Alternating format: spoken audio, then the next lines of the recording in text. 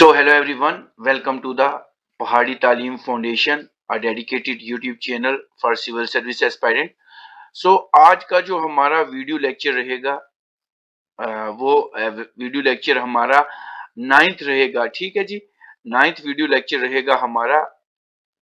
Ninth video lecture रहेगा on Indian politic के ऊपर। ठीक है जी, इससे पहले 8 वीडियो लेक्चर हो चुके हैं। ठीक है जी, और ये नाइन्थ वीडियो लेक्चर रहेगा। सो जितने भी नए व्यूवर्स हमारे चैनल द पहाड़ी तालीम फाउंडेशन पे विजिट कर रहे हैं वो हमारे चैनल को सब्सक्राइब कर दें और बेल आइकन को प्रेस करें ताकि नेक्स्ट वीडियो लेक्चर की नोटिफिकेशन आपके पास पहुंचती रहे। सो विदाउट वेस्टिंग टाइम हम अपना पहला क्वेश्चन आपके साथ डिस्कस करते हैं। सो क्वेश्चन नंबर फर्स्ट आज का रहेगा आपकी स्क्रीन के ऊपर, that is taxes on agricultural income. जो टैक्स एग्रीकल्चरल इनकम के ऊपर लगते हैं, ठीक है, is listed in the dash list given in the 7th schedule of the Indian constitution. तो वो इंडियन कॉन्स्टिट्यूशन की किस लिस्ट में मेंशन है? क्या यूनियन लिस्ट में है, स्टेट लिस्ट में है, ग्लोबल लिस्ट में है या कंकरेंट लिस्ट में है?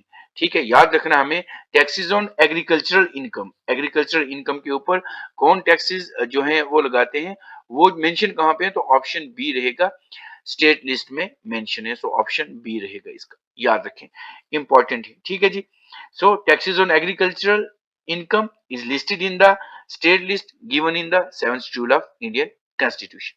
ठीक है जी, अब नेक्स्ट क्वेश्चन रहेगा question number second of this season, this session. Dash can approve constitutional amendments. जितनी भी कॉन्स्टिट्यूशनल अमेंडमेंट्स हैं हमारी पारित होती हैं, संशोधन कहते हैं इसको, अमेंडमेंट को, कोई भी बिल लाया जाता है या उसमें तब्दीली की जाती है उसको कौन अप्रूव करता है? क्या राज्यसभा और लोकसभा करते हैं? Option B ministry of defence करती है, option B prime minister office करता है, या ऑप्शन डी सीबी करता है जिसको हम कहते हैं security and exchange board of India. So अगर हम इस क्वेश्चन की बात करें, ये भी बहुत ज्यादा इंपॉर्टेंट क्वेश्चन है, क्वेश्चन नंबर 82। सो इस क्वेश्चन का आंसर रहेगा option A, that is Rajya Sabha या लोकसभा क्या करते हैं? जो हमारे संशोधन होते हैं, जो हमारे अमेंडमेंट होते हैं, जो क्या होते हैं? अमेंडमेंट होते हैं, उनको क्या करते हैं? अप्रूव करते हैं। सो ऑप्शन ए इसका आंसर रहेगा। किसी को कोई डाउट होता है तो वो हमें लाइव चैट में पूछ सकते हैं। ठीक है, और साथ ही साथ क्विज सेशन हमने शुरू किए हुए हैं, डेली क्विज। तो वो डेली क्विज भी क्या करें, साथ साथ अटेम्प्ट करते जाएं, वो भी आपके लिए बहुत ज्यादा इंपॉर्टेंट रहेंगे। चलते हैं क्वेश्चन नंबर 3 के ऊपर। सो क्वेश्चन नंबर 3 रहेगा आपकी स्क्रीन के ऊपर, बहुत ज्यादा इंपॉर्टेंट ये क्वेश्चन भी है। दैट इज क्वेश्चन नंबर 3 रहेगा, which of the following is not provided in the constitution. कौन सा एक है जो इंडियन कॉन्स्टिट्यूशन में एक ऐसी चीज है जो प्रोवाइड नहीं है? क्या इलेक्शन कमीशन है, फाइनेंस कमीशन है, पब्लिक सर्विस कमीशन है या प्लानिंग कमीशन है? बहुत इंपॉर्टेंट है ये वाले भी। तो ये क्वेश्चन देखते हैं, मतलब किस तरह ऑर्ड आउट किया जाता है वो आपको पता होना चाहिए। सो अगर हम इस क्वेश्चन की बात करें, इस क्वेश्चन का आंसर रहेगा option D, that is planning commission. जो प्लानिंग कमीशन है वो कॉन्स्टिट्यूशन में मेंशन नहीं है। और उसके बाद अगर पूछे जाएंगे कौन कौन से मेंशन है, तो इलेक्शन कमीशन मेंशन है, फाइनेंस कमीशन जो कि आर्टिकल 280 के अंतर्गत आता है, और पब्लिक सर्विस कमीशन आता है। ये तीनों के तीनों कॉन्स्टिट्यूशन में मेंशन है, और ये जो है ये कॉन्स्टिट्यूशन में मेंशन नहीं है। अब प्लानिंग कमीशन की जगह नीति आयोग आ गया है, नीति आयोग आ गया, नेशनल इंफॉर्मेशन ट्रांसफॉर्मेशन इंस्टीट्यूशन, ये भी आ गया, ये भी बहुत ज्यादा इंपॉर्टेंट है। और ये क्वेश्चन केएस एग्जाम में भी आया था जो रिसेंट हुआ है 2025 का प्री, उसमें ये पूछा गया था कि इसके चेयरपर्सन कौन है? चेयरपर्सन कौन है, चेयरमैन कौन है? तो चेयरमैन हमारे पीएम रहते हैं। तो अभी की बात करें तो नरेंद्र मोदी इसके चेयरपर्सन है। ठीक है जी, बहुत ज्यादा इंपॉर्टेंट क्वेश्चन है ये। क्वेश्चन नंबर 4 रहेगा आपकी स्क्रीन के ऊपर, right to privacy come under. Right to privacy है वो किस आर्टिकल के अंतर्गत आता है?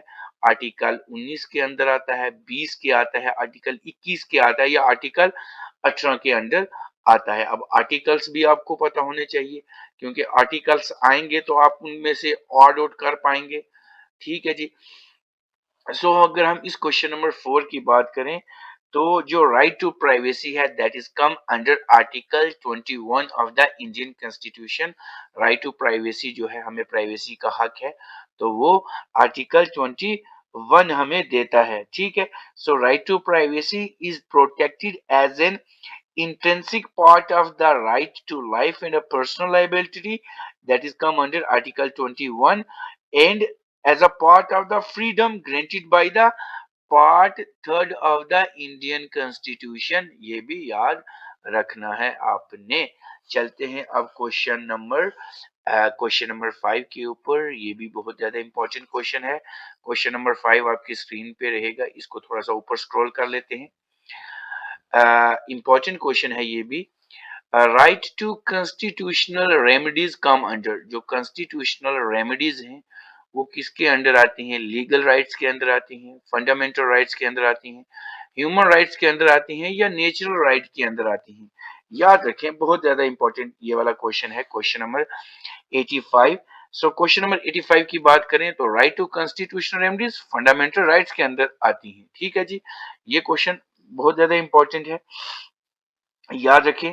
तो the right to constitutional remedies comes under this fundamental right, so it provide under। अब ये पूछते हैं किस आर्टिकल के अंदर ये प्रोवाइड है, तो आर्टिकल 32 ऑफ इंडियन कॉन्स्टिट्यूशन, और ये आर्टिकल 32 से 35 के बीच आती हैं। So it provide for a constitutional remedy against the violation or transgressions of the fundamental rights. ठीक है जी, तो ये क्वेश्चन नंबर 5 का आंसर रहेगा, बी रहेगा। चलते हैं क्वेश्चन नंबर 6 के ऊपर। क्वेश्चन नंबर 6 आपकी स्क्रीन के ऊपर रहेगा। The controller and auditor general of India submit his report relating to the account of the union to the, मतलब जो हमारा कैग होता है, CAG कैग, जिसको कंट्रोलर एंड ऑडिटर जनरल कहते हैं, वो अपनी रिपोर्ट किसको सबमिट कराता है? Relating to the account of union to, वो किसको बताता है?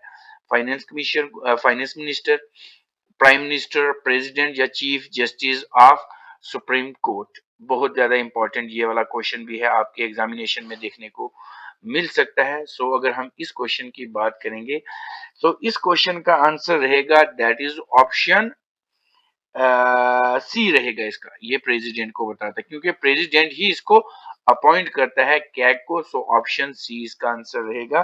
क्या रहेगा? The controller and audit general of India submit his report relating to the account of the union to the president, और फिलहाल हमारी प्रेसिडेंट है श्रीमती द्रौपदी मुर्मू जी।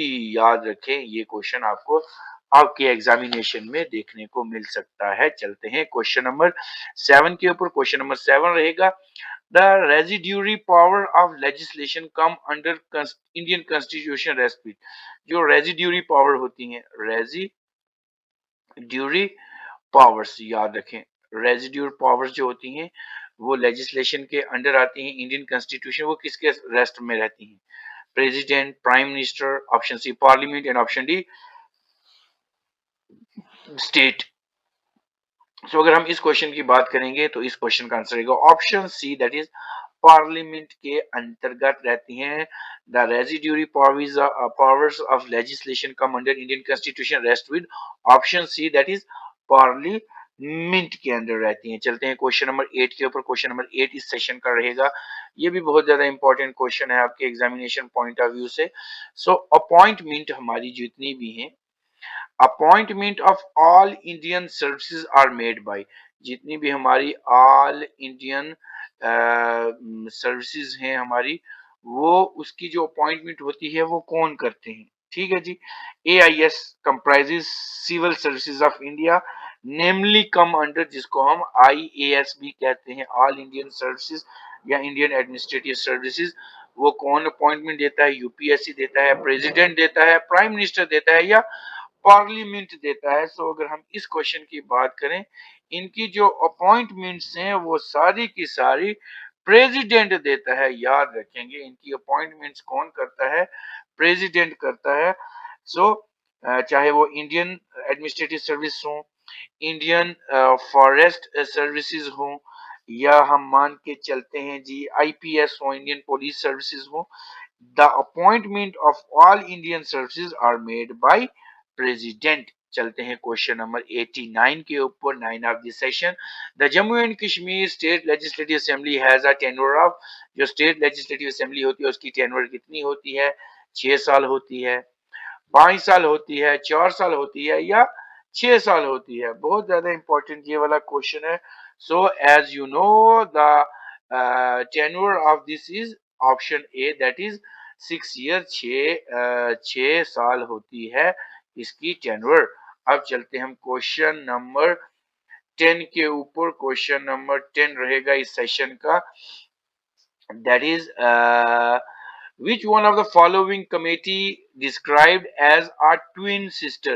twin sister हम किसको कहते हैं? of the estimate committee, ठीक है? क्या ये पब्लिक अकाउंट कमेटी है? Option B committee on public undertaking है, option C develop departmental standing committee है, या ऑप्शन डी प्रिविलेज कमेटी है? ये बहुत ज्यादा इंपॉर्टेंट है। सो अगर हम इस क्वेश्चन की बात करेंगे, ये क्वेश्चन काफी बार एग्जामिनेशन में देखने को मिला है। सो इस क्वेश्चन की बात करें, इस क्वेश्चन का रहेगा answer A, that is option A, that is public account committee. जो पब्लिक अकाउंट कमेटी है, that is called as the are described as the twin sister, इसको कहा जाता है। So the public account committee is described as the, क्या कहेंगे इसको? Twin sister of the estimate committee कहेंगे, ठीक है जी। सो ये 10 क्वेश्चन थे, आप मुझे कमेंट बॉक्स में बताएंगे, लाइव चैट में बताएंगे 10 आउट ऑफ 10 किसके आए हैं। ये वीडियो लेक्चर आपको कैसा लगा आप हमें कमेंट करके बता सकते हैं। इस वीडियो को ज्यादा से ज्यादा लाइक करें, अपने फ्रेंड्स के साथ शेयर करें और हमारे चैनल द पहाड़ी तालीम फाउंडेशन को सब्सक्राइब कर दें। मिलते हैं कल एक नए लेक्चर के साथ। Till then take care, goodbye. और साथ में जिसको कोई डाउट होता है वो डाउट भी अपना क्लेरिफाई कर सकते हैं पूछ के। उसके बाद डेली क्विज है, उसको अटेम्प्ट जरूर करें, क्योंकि छोटा सा शॉर्ट्स में रहता है। वो सारा जितना भी आप अटेम्प्ट करेंगे आपके लिए वो ज्यादा बेनिफिट होगा। एक तो टाइम कम उसमें लगता है क्विज में, और दूसरा उसमें आपकी एक्यूरेसी पता लगेगी, आपको कितनी सारी चीजें आपको आती हैं। तो ये चीजों को आप नजरअंदाज मत करें, इसको ज्यादा से ज्यादा करें। सो आज के लिए इतना ही रहेगा, मिलते हैं कल एक नए लेक्चर के साथ। Till then take care, good bye.